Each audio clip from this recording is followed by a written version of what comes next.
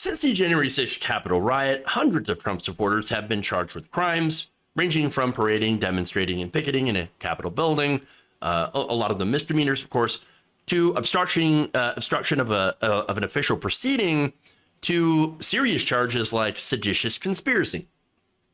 Now, in that time, where, again, the over 800 people that have been charged have used some interesting defenses, interesting excuses. One of them, if you can remember, I thought we were able to do this, to come into the Capitol building and smear poop all over the walls and smash doors and windows. I thought that was allowed. I thought it was the people's house. Another one, of course, pretended to be a journalist. Oh no, I'm live streaming, so that makes me a journalist, even though I'm with the rioters when they're smashing things. Okay. Other things that were ridiculous were, I'm just a tourist. I was just here to see the art. The fancy Capitol artwork. Wow, great stuff. And then somehow I just ended up being mixed in with the mob. I didn't do anything. One of my favorite ones, actually two of my favorite ones. One was, was I in the Capitol building? I thought it was the White House. Wow. I didn't even know where I was. How could I be an insurrectionist if I had no idea where I was? And then the best one, I was just here to defend the muffins. To make sure the other rioters, while I sang the songs of my people, defending the break room so that, people aren't stealing the muffins. Now, of course, we have a new, just completely flat out lie. One rioter, Brian Betancur, said, I wasn't actually at January 6th. I wasn't at the riot at all.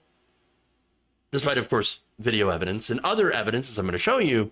No, I was out handing Bibles. I was handing Bibles out to people. Now, this is according to statements he had told his parole officers. You see, Betancur is a convicted burglar and white supremacist. Prior to the Capitol riot, he asked his Maryland probation officials if he could travel, since, of course, he is prohibited from leaving the state without permission. Now, well, of course, the Division of Parole and Probation said, okay, look, go ahead. We don't think you're going to do anything bad.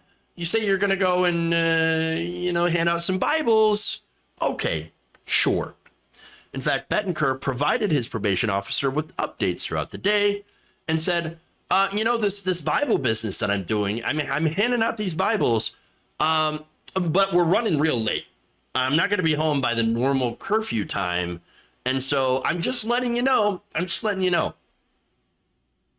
Okay. Now, he claims that, again, that he was handing out Bibles on behalf of the Christian group Gideon's International, except, of course, we find out that he wasn't. Because, again, we have numerous pieces of evidence that show that he was at the Capitol riot.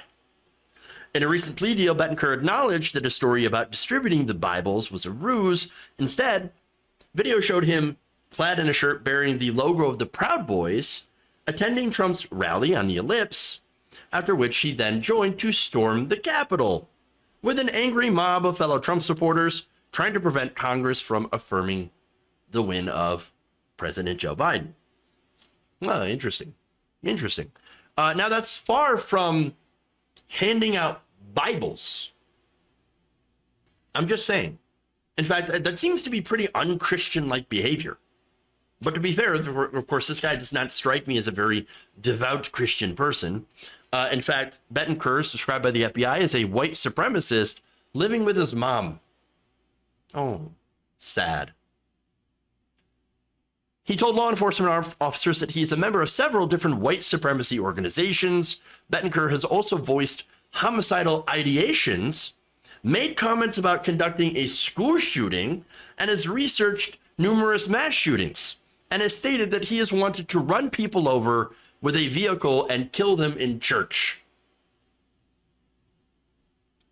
Because, of course, very stable genius. And I say genius because of how he got caught. These are not very sophisticated people. On the day of the insurrection, he was still wearing his ankle bracelet, which is GPS. Oops. In addition to being able to trace his movements with videos, photographs, and other evidence from social media, investigators used the GPS data to show that Betancur entered restricted areas of the Capitol. To which I say, oops. Not very smart, are we? No, didn't really think that through. Because, again, of course. Now, his defense lawyer, though, and this is where it gets a little bit sad.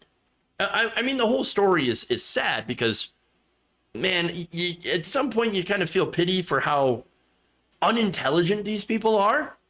How do you tie your shoes in the morning? Like, how do you get up without falling on your face? How does this happen? Well, but again, you feel bad because they're dumb, but you also feel bad, at least I do, for other reasons. Now, the defense lawyer also described him as a lonely person, a product of an abusive childhood who gravitated to right-wing extremist groups out of a yearning for community, for a place where he felt wanted. I think that right there is, look, a good time to remind people that the right wing is targeting the young. They're targeting young, lonely, desperate men with histories of mental illness. Why? Because, well, they're easy to bring into the movement. They often, again, bring these people in, subject them to white supremacist, white nationalist propaganda to turn them into monsters. Oh, you see all the problems that you're dealing with right now? You see the issues that are really brought on by the corporatocracy that we live in, and how, companies and wealthy people are basically screwing all of us over. But they ignore all that and they say, no, your real problem, it's the Mexican. It's the guy who came over the border to try to find a better life. That's the person that's making your life horrible. Or, of course, they've gotten a lot more open about it now than they used to be, because they're also saying things like, well, it's the Jews. Of course. Those are the people that are making your life terrible. But, we're a family here. We all hate the same people that you do. Because it turns out they're making our lives better, even though that's not true at all. And so this is how it works. And I think we as leftists, we need to find a way to counteract that. And again, it's offering things like community and support to young men before they become radicalized online. And I think that's something that does need to happen. We need to do more support for younger people so that they don't get sucked into these horrifying right-wing movements that are incredibly hateful.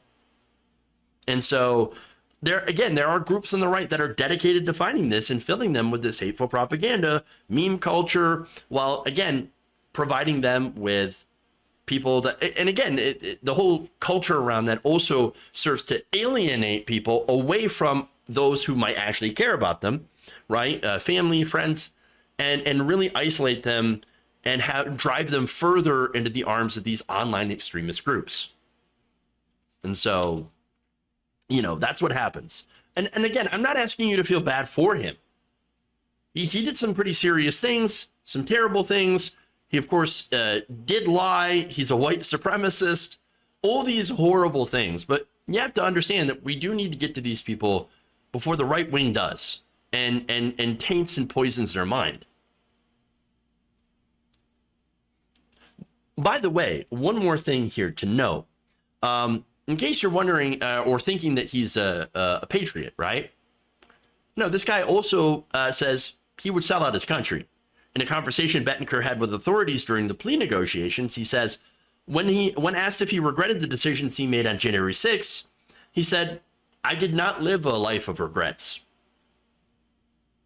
Bro, you're not only, had been convicted of burglary, which is already, it shows that you were in a bad situation to begin with, but then you fell into the cult of Donald Trump and listened to a very allegedly wealthy person only interested in their own power. You let yourself get used by that guy. I have no regrets.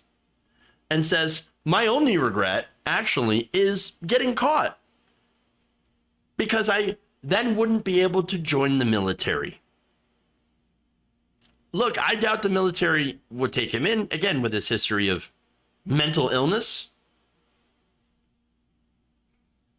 But then says, look, I just wanted to join because of the sense of brotherhood.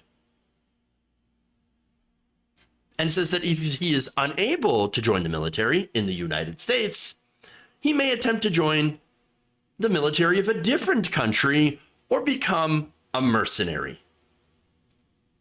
Gee, I wonder what other country he would become a soldier of. That he would try to join. Oh, right, probably Russia. He would probably try to join the Russian military. I would put money down on that. So, but look, again, on the one hand, yes, this is a sad story of people with mental issues being manipulated.